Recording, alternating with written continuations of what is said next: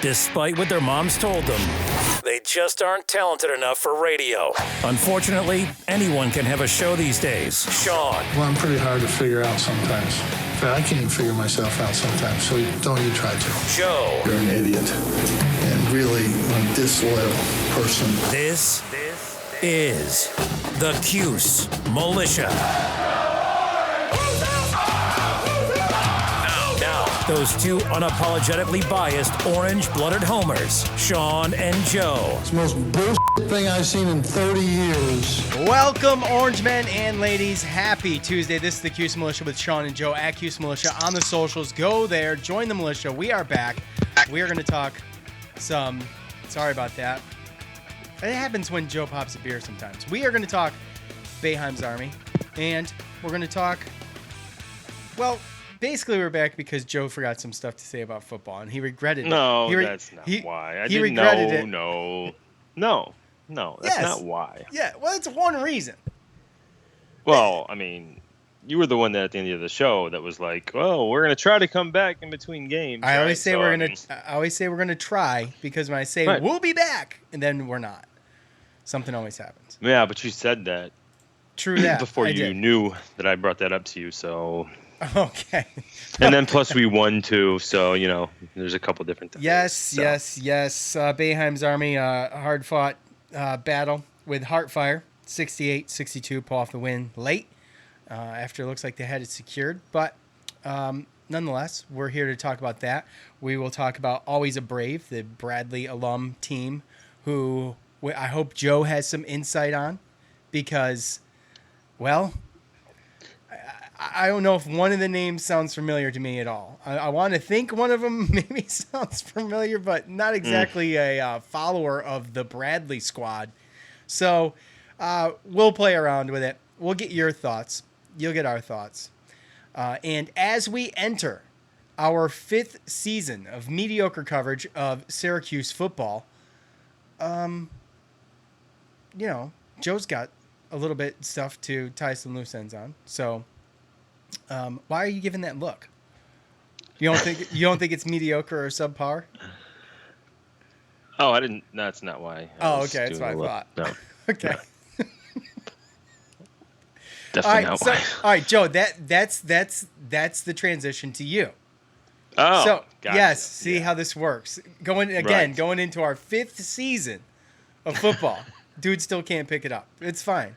It's okay. I got to keep it mediocre, bro. Okay. Look, there was a couple things that came from the one big thing that I wanted to mention that I completely forgot to from the ACC day was that we did kind of get the feeling that Lee Pogba isn't going to be back. Yeah, we've had that feeling for whatever reason, right?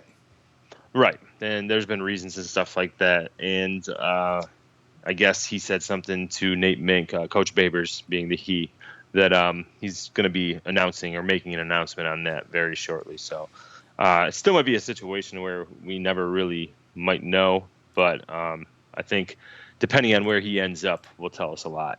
I think and he obviously. What are the rumors? I heard somebody mention something. I think it was the Locked On guys for Syracuse mentioned something about in his Twitter he had like Scuba is like a location type thing or something like that, and that's in Mississippi, and that's a junior college or community college or something like that. So you can get suspended for breaking team rules, breaking university rules, breaking the law, right? And then there's academics. You can be suspended off of academics. So there's those options, and who knows if we're ever really going to find out. But I know that they were speculating that that's where he was going. And if he's going to a community college or something like that, or a junior college, then I'm assuming that it would be academics. But I don't know. We may never know. But I think we'll know eventually. To me, it's no doubt that obviously he's just not going to be part of the team. So, which is rough because he was one of the better recruits that we had, and he definitely showed promise. He was good linebacker in that room. It's still loaded in my opinion, but that just would have kind of put the cherry on top. The cherry on top, yeah. So And then also there's a couple things that came out as far as like watch lists for national awards. Sean Tucker got put on the Doak Walker watch list. Taj Harris got put on the Biletnikoff watch list, and Mikel Jones got put on the Butkus watch list, I think today. Yesterday, yeah.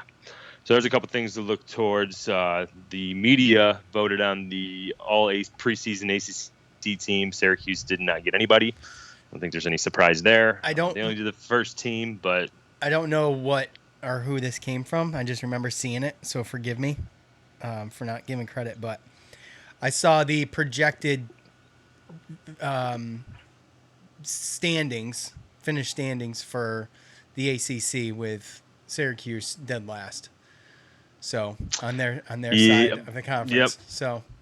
Yep, and that was the last thing I was going to bring up is the fact that the whole just getting voted dead last in everything. At every aspect of everything. Yeah. I mean, pretty much. Did you see the latest? Did you see the latest simulation between the Orange and the Flames?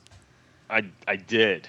Yeah, those simulations they're kind of entertaining. I'm not gonna lie, but got to have time to watch them. But yeah, that's been interesting. I think we're 1-3 in that. No, 2-2. So we lost 38-24, I believe, to Liberty.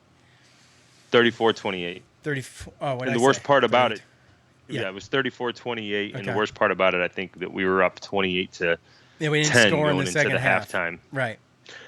Yeah. So far through that simulation.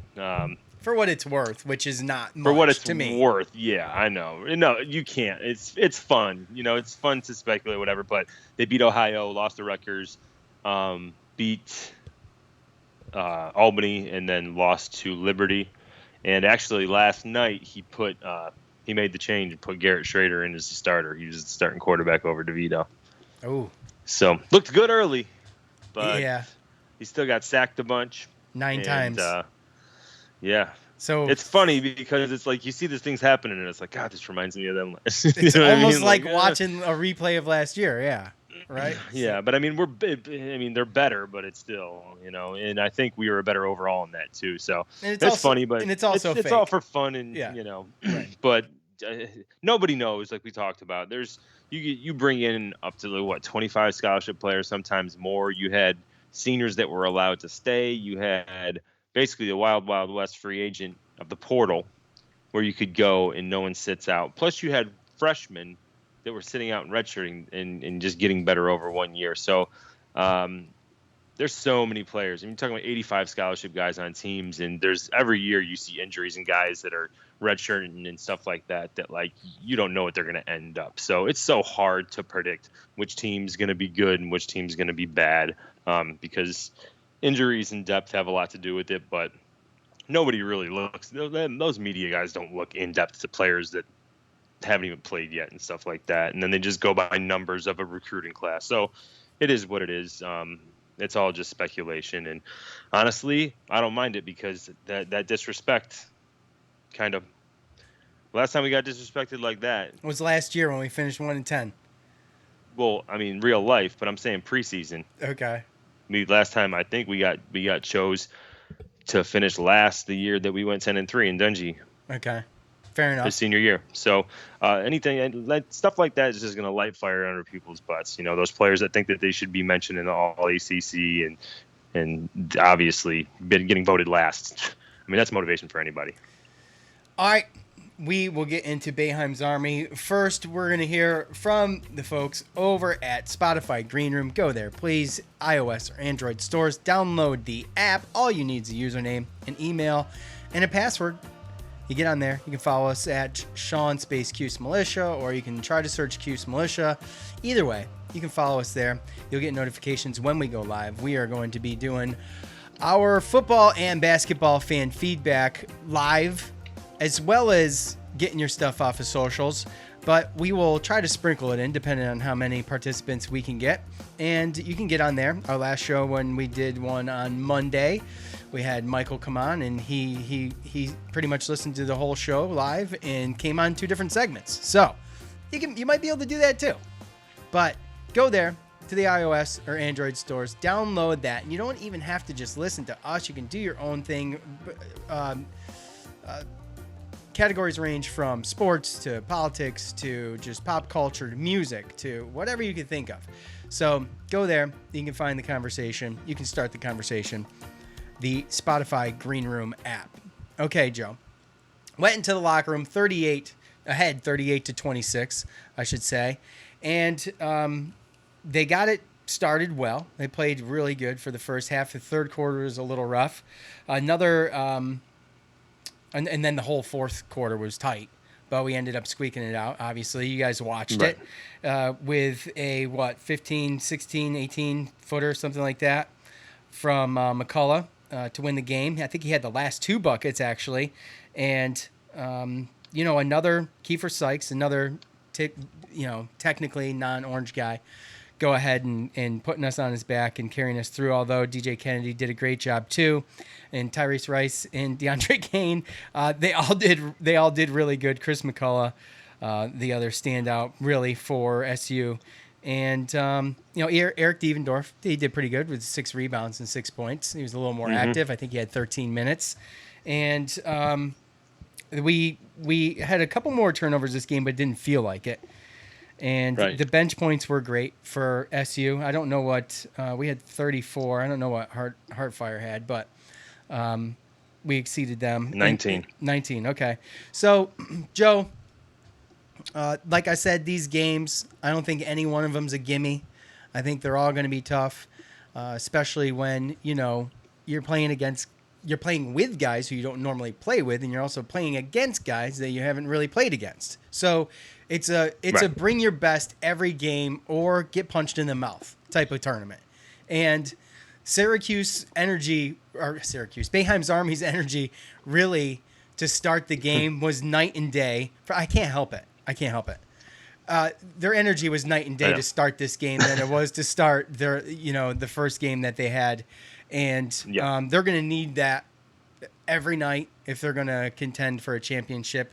I believe, we'll get into what happens next, but what did you think? I mean, that's kind of what I was going to say, is that you just saw the energy and effort, like, straight from the beginning.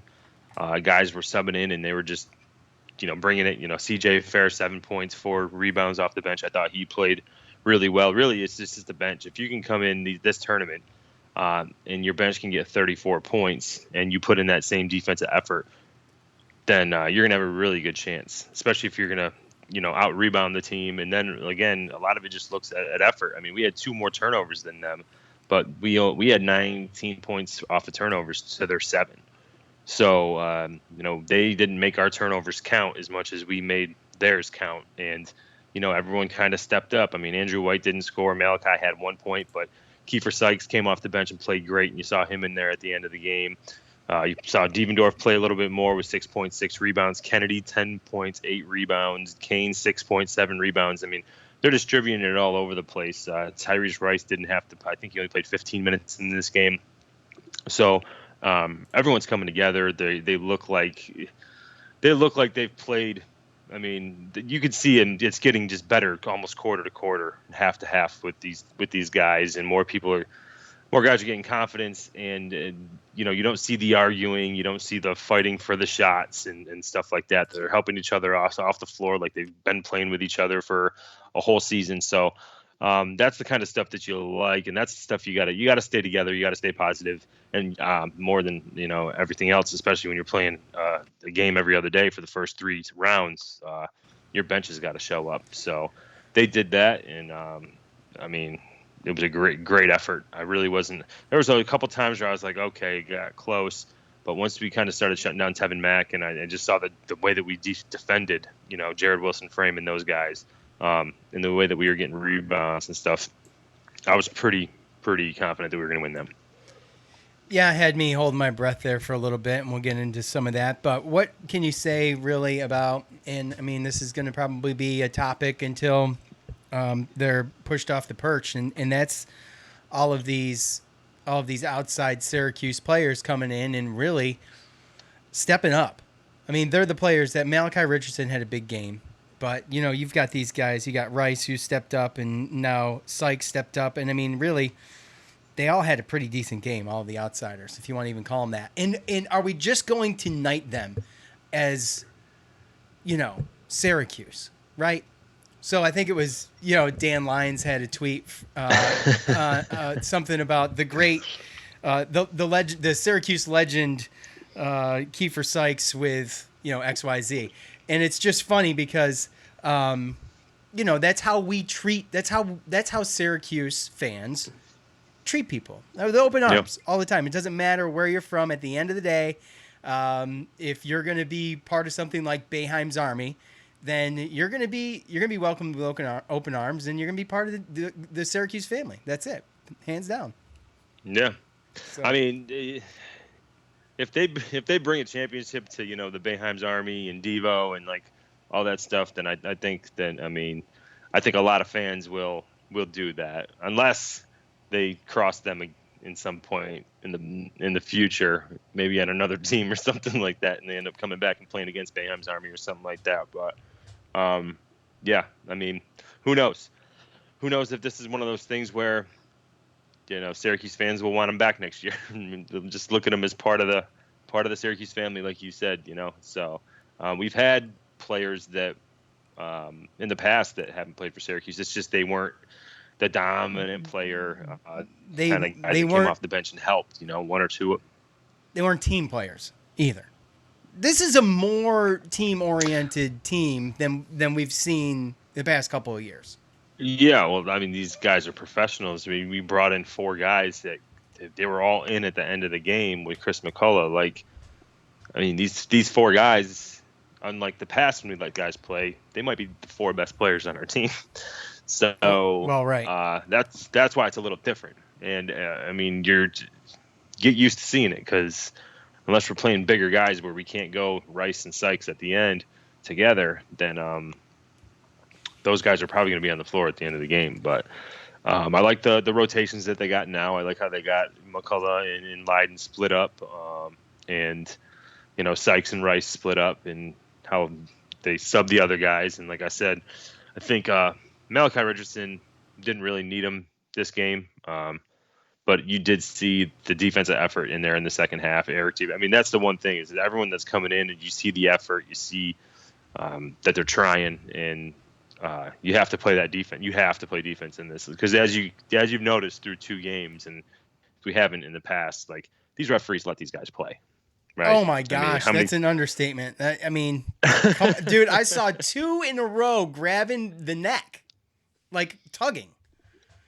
And how many times did someone fall on the floor yesterday trying to make a layup and nothing got called? I mean, I can't even tell you. But I got to be honest, I know it's really frustrating for the players, and God forbid it gets out of control, because that's how things get out of control. That's how tempers flare. When you're not controlling a game, that's how it gets dangerous. Yep. But with that said, there's a fine line there. The refs are they probably should reel it in at least a little bit more. I think probably a little bit more than a little bit. But they are letting them play. It is way more exciting not to have a whistle every 5 seconds. But I think that the refs need to regroup a little bit, and they need to keep the whistles just a little bit tighter, because someone's going to turn around and get knocked out, right?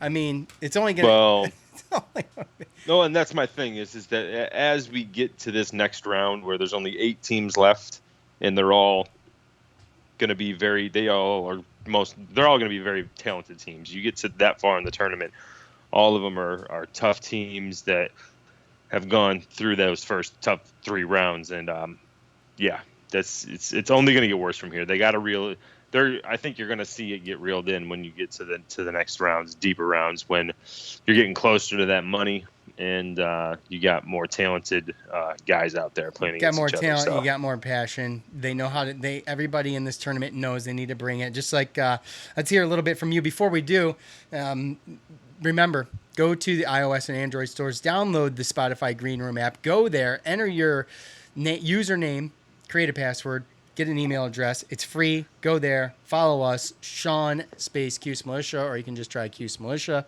and you can follow us there, and you can get notifications when we go live on that. You can get on this show. So iOS, Android stores, it's free. Go there, download the Spotify Green Room app. We appreciate it. At MF Brightside, no time for zone or being soft in the TBT. To the point I was just going to make while I was looking at his comment is that when you get to those 8 teams, Joe, these teams have been through it. They're getting to what would be the Elite Eight or whatever. You can't call it that, of course, but whatever. They know they need to be physical because that's how you win in this tournament. And you know the zone, it's not going to work here, right? I mean they've tried it in the past, right? Yeah, and it doesn't seem to be. It doesn't seem to phase. It's kind of them. been difficult. Yeah, so. Well, then you bring 4 guys in that have never played Syracuse. Yeah, they played a little bit of zone the first game, but then I think they ditched it pretty fast. And again, that's another thing that I like about this tournament. And this time around with all these guys, like these guys are playing man in your face, like they're switching. And we've had players from Syracuse that I'm sure have gone professional and have had to play man to man. So it's actually kind of nice and interesting to kind of watch some of these guys play, like watching Devendorf play man-to-man like he did yesterday. I was like, damn, I don't think I've ever seen this. He's a low croucher, too. He's a low croucher, ain't he? He gets down with it. He's got to stay underneath people. He knows that makes up for the speed. I'm just saying, like, the wide just to stance, see some of those guys. Yeah, the low wide stance. CJ Fair and some of these guys that we didn't get to see play man-to-man ever. Right. So that's a little interesting, too. Yeah. At RBY2Z Day. That's the best I can do, Andrew. Sorry. It's pretty good. Cuse Sports has aged me more than my children. Yeah, I mean, for whatever reason, I got nervous, but it's not to the equivalent of a Syracuse college basketball game for me. But it gives you the same feel. And what would a tournament be without 2 games that nutted up quick, and is that a good term? That's not a good term, is it? You can think of a better one. I mean, we can go with it. Okay. What would a tournament with Syracuse players be in it if you weren't puckered up a little bit? So yeah. We are all used to this, right? At Mahirio_10, sheesh. DeAndre Kane is the man you want on your team. You have to love the effort. Good win. Yeah, like we mentioned, I mean, all those guys are those outsiders, you want to call them that. They're giving it their all. Great win. Yeah. I thought this was a game, Joe, and I may have said it on here, but I definitely said it to you. This is a game I could see them losing. With the talent that they had on Heartfire, even though Heartfire is inexperienced in the tournament, but they pulled off an upset to get there. Sure. Yeah, definitely. They're definitely a talented team, and they're a tough team. Just at the end of the day, the defenders, like I said, DeAndre Kane and DJ Kennedy, and the point guards. I mean, their defense was just so good against their main guys. Like, you had Aaron Epps who hits a bunch of open shots, but nobody really expected that. Kevin Mack, we knew was tough. He did the same thing in Clemson. He killed us when he was at Clemson. So, yeah, I mean, just to see that we played defense, we shut down the right guys, and at the end of the day, they just didn't have enough shot makers. They didn't have enough guys to make shots at the end, but they're definitely a tough team, without a doubt. At Cuse Waterboy, our buddy Tony, Syracuse basketball, all the addictive qualities of cocaine with lesser side effects. Hashtag take me to Kraus. Pretty much. Plus, I mean, they both make you want to smoke cigarettes, too, I think. At James Zuba, whoever this guy is, he says, yes, no, James. This is not how it works. You've been at this long enough to know how to answer this question, James. Stop it. Wait, he said yes? He said was yes. He said yes. He's not doing it right. And he makes fun of everybody else for not playing buy, sell, or hold. He just answered the question. Yeah, thoughts on the game, yes. Okay, whatever. He's not all there. It's from Central Square. You got to be specific. Would you like to share your comments from the game? Please share. Please share. What did you think of the game in more than one word? James Zuba, go. Yeah.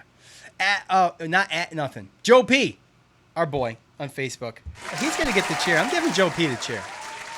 Giving Joe Pete a chair after James let me down.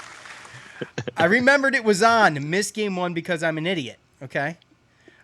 Made me nervous in the third, fourth. Looked good Can't argue on that. D in the man-to-man. Can't wait for them to keep improving and win the whole damn thing.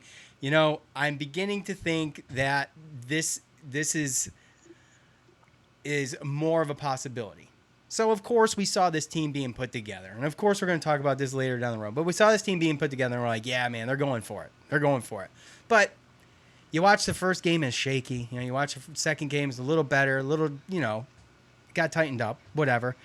But you want it all now. You taste 2 wins. This team tastes 2 wins. They're going into the field of 8 here, and they want it all. And it's going to be total Heartfire disappointment. was a much better team. Absolutely. Just an FYI. Yeah. They so, were. and to see them come out and still play like that, the first game, that team was just tough because they were big, they were physical, and they were going to play their butts off. And we were just trying to figure it out the first game, you know, and it's always the toughest one. But yesterday, they definitely were a more talented team. And, you know, again, the effort and rebounding, just getting it done. Yeah, by the way, we were out rebounded. But in the last game we were. Oh, excuse me. I'm looking at the wrong one. No, we were not out rebounded. So anyway, yeah, that's 2 games in a row. Not that it's a correlation to anything we've dealt with here this past basketball season, but I'm just saying. Right. Gerald on Facebook. Non-SU alums were much quicker and energetic, valuable additions to the team. Absolutely, we talked about it. Great talent. All of them guys. What, 4 of them? So I mean, these 4 guys literally. I mean, I remember watching There was a couple I remember watching, but I got to be honest, man. I remember watching all 4 of them and thinking like I would have no problem with any of these guys playing for Syracuse, and this was in college. So, yeah, it's exciting to watch them play with former Syracuse teams without a doubt. Last one, Alex, our good buddy Alex, Joe's kin. Rice didn't play too well, but hit a big shot at the end. CJ played well in the first half, but it was sweet for Chris to hit the winner. Yeah, hitting the last 2 shots and hitting that corner, you know, 15 to 20 foot or whatever the hell it was. Probably more than 15, less than 20. Hitting that shot was, you know, money. He was great all game, I thought. And I'm waiting for Tyler Lydon, dude, to step this up. Yeah. Whatever slump he's in to get over that and to step this up, because McCullough's just, I mean, you could have him on the floor the whole time at this point. Obviously, yeah, you don't want to. I mean, you don't want him to. And in this type of tournament, you need to get rest without a doubt. You don't get the automatic timeouts and the slower pace of a college basketball. Yeah, it's much faster. Up and down. Yeah, it's up and down almost like a rec league game, but obviously with a lot of talented players. It's just, I think, really. You saw the effort. You saw him kind of figure out, I think, rotations, and I think they're starting to figure out who can play with who better. But if I had any criticism, really, it's just we got to work on being a little bit stronger with the ball down low, not as many turnovers. I mean, Heartfire had 11 steals, so we did play sloppy at times, and finishing around the basket. Finishing around the basket is another one. I mean, those are really the 2. I mean, we blow this team out if we just kind of make a couple of the bunnies that we should have, just like the first game. So yeah. So on to Bradley. Now this game will be tomorrow night, Wednesday. If you're listening on Tuesday, it's Tuesday night right Bradley? now. Yes, Bradley is going to be. Or always a Brave. Did I say? I'm sorry. What's the difference? Always a Brave. The Bradley alum team. By the way, first of all, 2 things to mention. This is a true alum team. They're all Bradley players. I think there was 1 transfer, but they played for Bradley. And also, this is their home court, right? Oh, we're moving though, aren't we? No. Oh, this will be the last game there, won't it, in Indiana? So this is their home. No, it's Illinois. Illinois. That's what I meant. No. So, yeah, the Illinois side of the bracket or whatever. This is their home court. So. No, it was going to be them or House of Pain, right? Because that was one thing we didn't talk about, was that House of Pain, they were the 2 seed in this bracket, and that was the Illinois alumni. Remember when you're watching the first game and you're like, Yes. oh, they're Syracuse fans, and then it's like, oh no, those are Illinois fans. Yeah, but this Um, is where they play. This is where Always a Brave, the Bradley alum. This is where they Oh play. no. Oh, I know. I'm just saying that the number 2 seed that was the Illinois Still a home state advantage at still, least. I mean, there was still a home state, and that's the more popular team.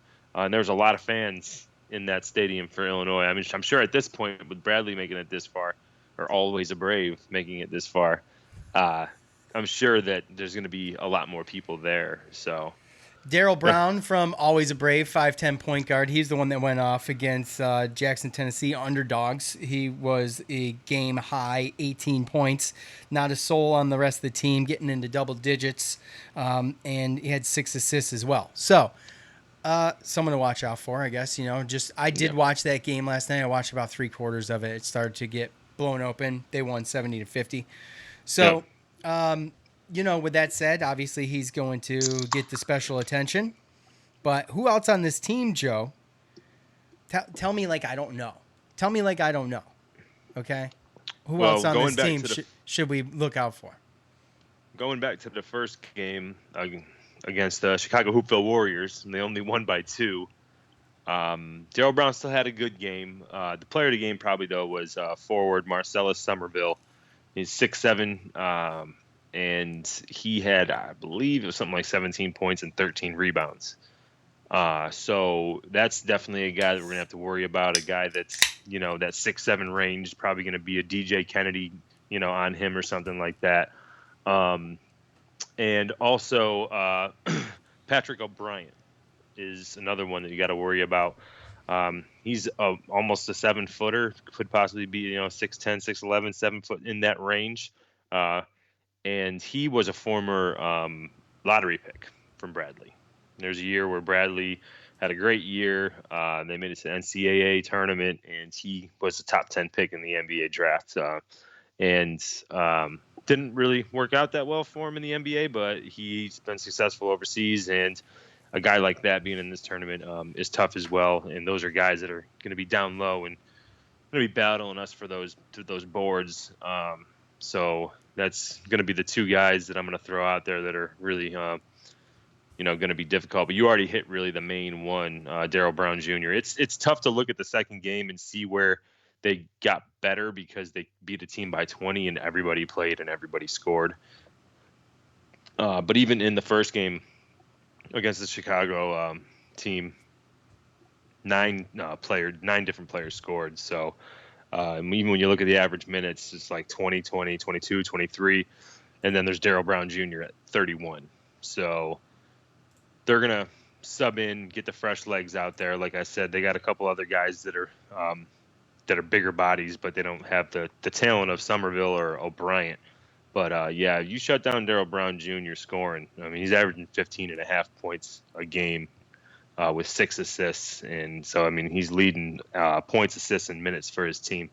He's going to be the main guy. And then, obviously, just those bigger guys down low, just making sure that we don't get out-rebounded overall in the game. They're going to get theirs. They're going to get them blocks. They're going to get them rebounds. But we just got to keep that total rebounds close.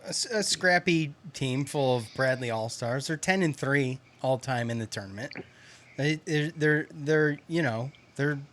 going to be. It could be a problem.